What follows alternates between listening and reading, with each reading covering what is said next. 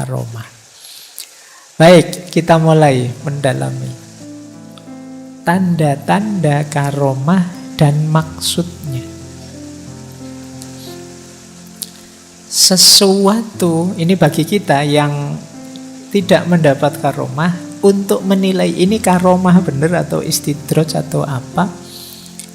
Yang pertama apa? Orang yang menerima ini memang orang soleh. Itu karomah. Bukan berarti kayak kita tidak terlalu soleh, ini tidak mungkin luar biasa. Tapi kalau yang untuk kita kan namanya ma'unah. Tapi kalau itu karomah, pastikan ini orang soleh. Jadi Pak, tetangga saya itu tidak pernah sholat loh Pak, tapi karomahnya, ya bukan karomah kalau itu. Jadi karomah itu hanya untuk wali-walinya Allah. Berarti dia harus orang soleh. Ada lagi yang kedua, tidak secara khusus berdoa, meminta, melatih diri untuk mendapat keistimewaan itu. Jadi ini memang insidental, diberikan langsung oleh Allah. Maka yang latihan-latihan, Pak saya latihan biar tidak mempan dibacok Pak, saya kayak gitu, itu mungkin ada, tapi namanya bukan karomah. Karomah itu memang sesuai kebutuhan saja. Ketika Allah menganggap kekasihnya ini butuh, itu diberi saat itu juga. Dan itu nyambung dengan ciri ketiga, tidak bisa dipamerkan, tidak bisa disombongkan. Ya persis seperti ketika Nabi Musa mukjizat, tongkatnya dipukulkan laut, terus lautnya terbelah. Itu kan insidental, saat itu Nabi Musa diberi petunjuk, disuruh mukulkan tongkatnya di laut. Jadi sepenuhnya prerogatifnya Allah, kapan, di mana, seperti apa. Bukan latihan, juga bukan melalui riyadhah lama minta bisa ini, ya Allah saya minta bisa melihat yang gaib-gaib, ya Allah, bukan itu. Jadi karomah itu sepenuhnya anugerahnya Allah. Jadi ya tongkatnya Nabi Musa tadi setelah dipakai itu terus kamu coba, ayo terbelah. Besok nyoba lagi, ayo buat main-main gitu, tidak bisa dipamerkan. Jadi dia sifatnya insidental, memang anugerah Allah, sewaktu-waktu ketika Allah menganggap kekasihnya ini butuh, itu diberi. Makanya tidak bisa dipamer-pamerkan. Tidak bisa kok, wah saya wali loh, coba lihat saya bisa jalan di atas air nih, itu dipamerkan. Tidak bisa begitu. Jadi ciri sederhananya, orangnya memang soleh, bukan sesuatu yang memang diminta lama atau dilatihkan lama. Dan yang ketiga, tidak dipamer-pamerkan. Ini namanya karomah. Terus maksudnya apa sih? Karomah itu dianugerahkan oleh Allah. Secara umum targetnya 3. Jadi pasti itu tidak sekedar keuntungan atau kesenangan atau senang-senang saja bagi orang yang dicintainya, tapi lebih pada untuk meningkatkan, tambah mantap, tambah Allahu Akbar, betapa Allah itu maha kuasa. Manusia yang secara fisika, matematika tidak mungkin bisa jalan di atas air, ternyata bisa. Orang tambah yakin. Ini target pertama. Jadi hadirnya karomah menambah mantap keimanan seseorang. Yang kedua, hadirnya karomah menambah percayanya orang pada para wali ini. Jadi sehingga ketika para wali ini dakwah lebih mudah diterima. Misalnya Kanjeng Sunan Kalijogo yang bisa bikin tiangnya Masjid Demak hanya dari tatal, yang sampai hari ini itu kan kita bisa melihat masjid semegah sekokoh itu tiangnya hanya dari tumpuan kayu yang dirangkai. Ini kan tidak sembarangan, kok kamu nyoba ya pontang-panting. Ilmu arsitektur yang mana ya kesulitan bikin itu. Ini semacam karomah yang tidak sembarangan orang bisa. Nah, ketika orang ngerti, wah ini berarti beliau memang waliullah. Itu kan ketika mengajak kita, mendakwahi kita, lebih mudah masuk. Jadi ini jadi wasilah, jadi sarana orang tambah percaya. Ya karena masyarakat Jawa cara berpikirnya agak gaib, agak mistik, ya nanti banyak mukjizat karomah-karomahnya para wali itu ya seputar itu. Nah, yang ketiga, adanya karomah itu ya penegasan bagi wali ini tentang makomnya dan tuntutan untuk istiqomah. Berarti Allah menerima itu. Kalau dalam dunia tasawuf kan yang dilakukan seorang wali itu dari satu tahap ke tahap lain namanya makomat. Kesungguhan seorang wali mendaki makomat itu nanti disambut oleh Allah dengan namanya akhwal. Nah, karomah ini bagian dari akhwal tadi. Meskipun kalau dalam tasawuf, karomah ini kadang-kadang posisinya tidak sekedar anugerah, tapi juga ujian. Jadi kalian diberi karomah, misalnya kalian wali ya, diberi karomah itu bisa dimaknai juga sebagai ujian. Setelah dapat karomah terus apa ayo yang kamu lakukan? Kamu merasa sudah sampai tujuan selesai, atau tambah istiqomah, atau lebih meningkat lagi istiqomahnya, atau apa? Ini namanya ujian. Kayak kalian lulus kuliah itu loh, sampai di 1 degree misalnya, lulus S1. Itu kan anugerah, tapi kan sekaligus ujian. Setelah lulus terus kalian mau apa terusan? Kemarin statusmu mahasiswa, sekarang naik makom jadi alumni. Saya tidak tahu jadi alumni itu makomnya naik atau malah turun. Tapi kan ganti makom sekarang. Ini kan semacam ujian. Lah terus apa yang kamu lakukan terusan dengan itu? Nah, makanya kalau dalam ilmu tasawuf itu karomah itu harus hati-hati yang mendapat karomah ini, karena banyak yang terdistraksi di karomah ini. Begitu dapat karomah terus merasa selesai perjalanannya. Padahal karomah ini bukan akhir perjalanan, masih panjang perjalanan menuju Allah. Baik, jadi itu tanda-tandanya dan maksudnya. Kita lanjutkan.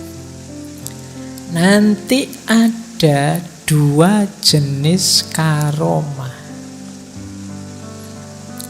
Yang pertama hissiyah, yang kedua maknawiyah. Hissiyah ini karomah yang sering teman-teman ceritakan karena bisa dilihat. Jadi hissiyah itu misalnya bisa membaca hatinya orang, pikirannya orang, bisa menyebut nanti akan terjadi apa, bisa apalah cerita jalan di atas air, bisa ada di mana-mana. Sekarang di sini yang lain, oh saya belum Pak tadi ketemu Pak Faiz di sana kok sekarang sudah ada di sini. Oh yang di sana ya saya yang lain bagian. Nah ini ada jenis karomah. Ini namanya hissiyah. Jadi orang bisa mengindranya langsung, melihatnya langsung. Begitu saya ngomong kejadian. Nah, jalan harusnya waktunya lama. Misalnya Surabaya Jogja harusnya kalau naik tol 3 jam setengahan, ini setengah jam sudah sampai. Tadi tidur tidak tahu-tahu sudah nyampe. Nah itu kan hissiyah namanya. Kejadian luar biasa yang sifatnya indrawi. Hissi itu kan indra, panca indra. Nah, jadi ini jenis pertama. Biasanya yang teman-teman kejar itu kan yang ini. Ingin loh Pak, sekali-sekali saya punya kelebihan apa gitu. Bisa membaca pikirannya orang, bisa membaca hatinya orang kan. Ini hissiyah sebenarnya. namanya. Saya tidak tahu kalian siap apa enggak. Misalnya kalian punya kemampuan membaca pikiran atau hatinya orang, itu siap enggak kalian? Kayak saya ini misalnya ngadep kalian, itu pikiranmu kedengaran semua, jangan-jangan malah stres kamu. Sebanyak ini orang yang sana lihat saya sambil bilang, Pak Faiz itu kalau ngomong-ngomong opo itu ruwet. Lama sekali tidak selesai ngajinya. Kamu mungkin malah terdistraksi jadi tidak fokus. Kamu belum siap. Nah, apalagi kamu bisa berada di banyak tempat sekaligus, wis ndak bayangke. Atau kamu bisa melihat min waroi hijab. Jadi, meskipun ada penghalang, bisa tembus melihatnya. Tambah bahaya kalau kamu. Ini karomah hissiyah. Ada yang lebih sejati. Karomah itu namanya karomah maknawiyah. Mungkin kalian tidak terlalu tertarik, tapi justru inilah karomah yang dikejar-kejar oleh wali. Karomah maknawiyah itu adalah karomah yang hanya dirasakan, tidak hissi, orang lain tidak melihat, oleh yang mengalami langsung. Misalnya tambah istiqomah. Misalnya bersihnya hati dari buruk sangka, iri, dengki. Akhlaknya tambah baik. Oleh Allah dianugerahi akhlak mulia sepenuhnya. Ini karomah maknawiyah. Jadi ada dua jenis karomah, ada hissiyah, ada maknawiyah. Hissiyah oke untuk bukti dan macam-macam tadi. Maknawiyah jauh lebih hakiki. Nanti kita lihat pendapatnya para ulama tentang hissiyah dan maknawiyah ini. Kita lihat yang lebih sejati. Ini saya ambil kalimat dari Syekh Ar-Rondi yang nulis syarahnya kitab Hikam. Kata beliau begini, adapun karomah hissiyah, semisal melipat bumi atau berjalan di atas air, tidak ada artinya sama sekali bagi orang-orang yang sungguh mengerti atau al-muhaqqiqin.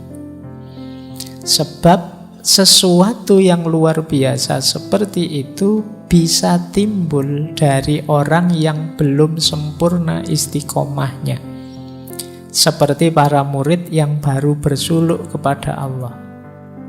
Bahkan keanehan-keanehan itu bisa muncul dari orang yang tidak punya istiqomah sama sekali, seperti tukang sihir, para dukun, namun bukan sebagai karomah, akan tetapi sebagai istidraj dari Allah.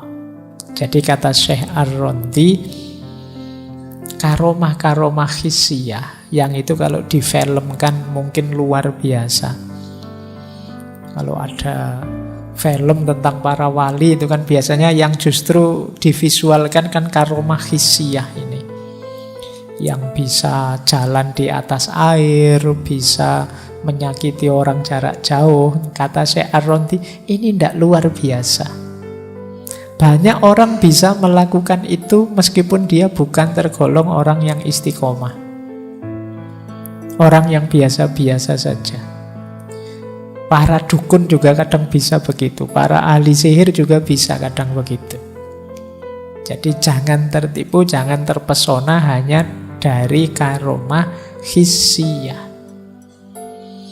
Ya memang luar biasa. Mungkin kalau difilmkan bisa masuk kategori Marvel Universe itu. Bisa jalan di atas air lah, bisa melihat kemana, bisa, wah itu X-Men itu. Tapi itu enggak luar biasa. Jadi dia masih belum yang sejati. Karena bahkan tukang-tukang sihir pun bisa. Nah, ada lagi cerita dari Syekh Abu Yazid Bustami tentang ini. Satu ketika beliau ditanya tentang seseorang, karena ada orang yang melihat ada orang yang bisa berjalan dari Baghdad ke Mekah dalam sehari. Zaman itu ya, kalau zaman itu luar biasa. Kalau zaman sekarang ya naik pesawat sederhana sekali bisa. Tapi ini jalan loh, dari Baghdad ke Mekah sehari. Terus Abu Yazid menjawab, setan pun bisa jalan dari ujung timur bumi sampai ujung barat hanya dalam sekejap. Tetapi ia tetap dalam laknatnya Allah. Jadi tidak ukuran karomah hissiyah itu. Karomah hissiyah itu mungkin salah satu tanda kewalian, tapi dia tidak hakiki. Yang lebih hakiki karomah maknawiyah.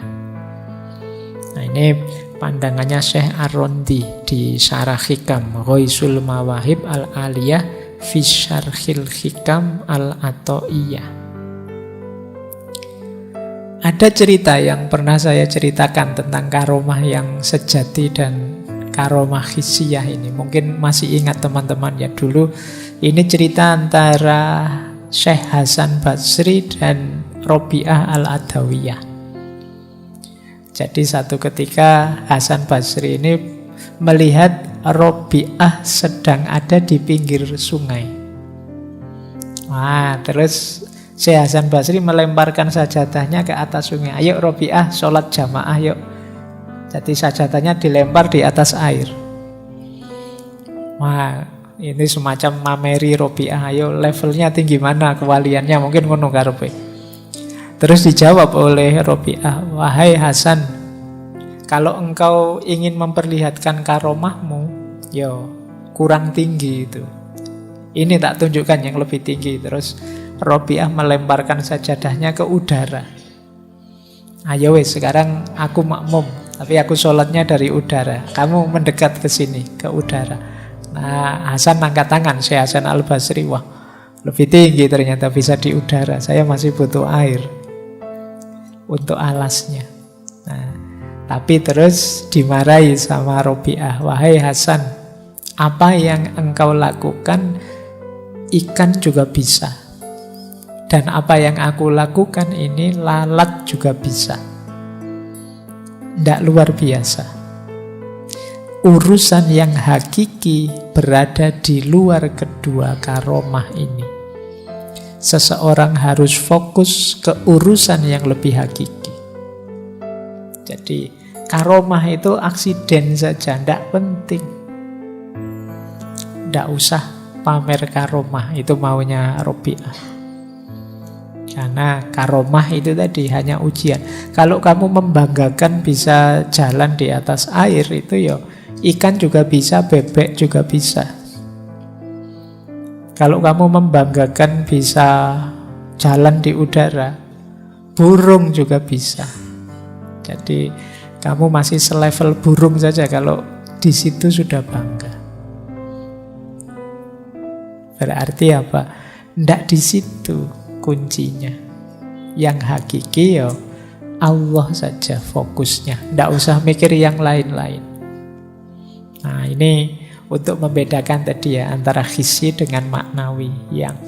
Yang maknawi ini yang lebih hakiki, bukan yang hissi. Nah, saya lanjutkan. Inilah pandangan-pandangan para ulama tentang yang hissi dan maknawi. Yang sejati itu apa? Kata Syekh Abu Hasan As-Sazili, setiap kekeramatan, setiap karomah yang tidak disertai keridhaan terhadap Allah, berarti orang itu tertipu dan pasti akan binasa. Jadi sudah mendapat karomah, kok lupa dengan Allah, tidak peduli keridhaan Allah, ini degradasi, sudah habis kewaliannya. Dia pasti akan binasa. Atau muridnya Syekh Sazili, Syekh Abul Abbas Al-Mursi, kata beliau, bukanlah karomah itu bagi orang yang bisa melipat dunia sehingga dalam 1 detik bisa sampai Mekah dan negara lain. Tetapi kebesaran itu ialah orang yang dilipatkan baginya hawa nafsunya, sehingga dia langsung dekat dengan Tuhannya, di sisi Tuhannya. Jadi kata Syekh Mursi, kalau ada cerita-cerita, wah beliau ini loh walinya Allah luar biasa, sholat Jumatnya saja di Mekah dan lain sebagainya. Ya itu karomah, tapi bukan itu intinya. Karomah yang sejati itu yang terlipat bukan jaraknya, tapi nafsunya. Sehingga ketika nafsu ini terlipat, akhirnya dia tambah dekat pada Allah. Jadi kuncinya dengan karomah itu harusnya orang tambah dekat dengan Allah.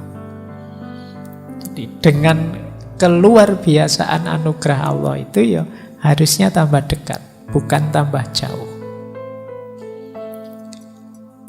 Nah, maka kata Syekh Sahal Al-Tustari, sebesar-besar karomah adalah berubahnya akhlak yang jelek menjadi akhlak yang baik. Maka teman-teman kalau ingin menemukan karomah yang paling dahsyat, ya dari akhlak buruk menjadi akhlak yang mulia, itulah karomah. Makanya istilahnya akhlakul karimah, akhlak yang mulia. Nah, di bagian lain Syekh Sahal bilang begini, kamu jangan heran kalau melihat orang yang tidak punya apa-apa di sakunya, tetapi ketika ia ingin sesuatu, dimasukkan tangannya dalam sakunya dan mendapat apa yang dia inginkan. Biasa kalau cuma kayak gitu. Tapi kamu boleh heran pada orang yang menaruh sesuatu di sakunya, tetapi ketika ia ingin sesuatu itu, dimasukkan tangannya dalam saku dan tidak ada apa-apa di dalamnya, tapi dia tidak berubah imannya kepada Allah. Jadi kan ada orang itu mungkin sakti atau memang karomah dari Allah, kantong tidak ada apa-apa, dikeluarkan segala sesuatu yang dibutuhkan. Dulu mungkin ada kasus yang dari balik punggung uangnya keluar semua, meskipun terus akhirnya masalah kan. Jadi itu jangan diherani yang kayak gitu, jangan takjub dengan itu. Saku kosong tiba-tiba banyak uangnya, itu tidak menakjubkan. Yang menakjubkan itu saku banyak uangnya, kamu sering sedekah sehingga pas kamu sendiri butuh, tidak ada isinya. Itu pun kamu tetap imanmu, syukurmu pada Allah tidak berubah. Ini yang hebat, kata Syekh Tustari. Nah, sayangnya kita ngertinya ini sekarang ya. Kok coba kemarin mas kasus-kasus penggandaan uang dan lain sebagainya itu teman-teman ngerti ini, mungkin nggak banyak yang tertipu. Kita sering tertipu kalau ada kantong kosong tiba-tiba isi. Uang digandakan ya kita, wah takjubnya luar biasa. Itu tidak mengagumkan, kata Syekh Tustari. Yang mengagumkan adalah kantong yang semula isi, pas kita butuhkan malah kosong. Karena kita mungkin rajin sedekah, kita dermawan. Itu pun kosong, kita juga tidak meratap, tidak nangis. Kita tetap beriman, tetap bersyukur pada Allah. Inilah tanda bahwa kita sedang dapat karomah yang sejati, karomah yang maknawi tadi, tidak yang hissi.